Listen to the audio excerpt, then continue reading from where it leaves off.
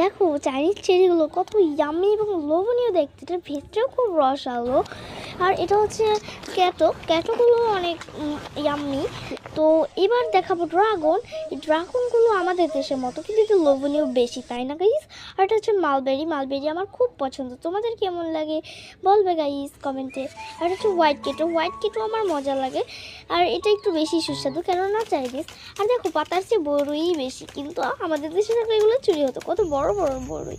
আর এটা হচ্ছে এক ধরনের যে নাশপাতি। আর কাঁঠালটা দেখো কতটা ইয়াম্মি লাগছে, কিন্তু আমি কাঁঠাল খাই না সত্যি কথা।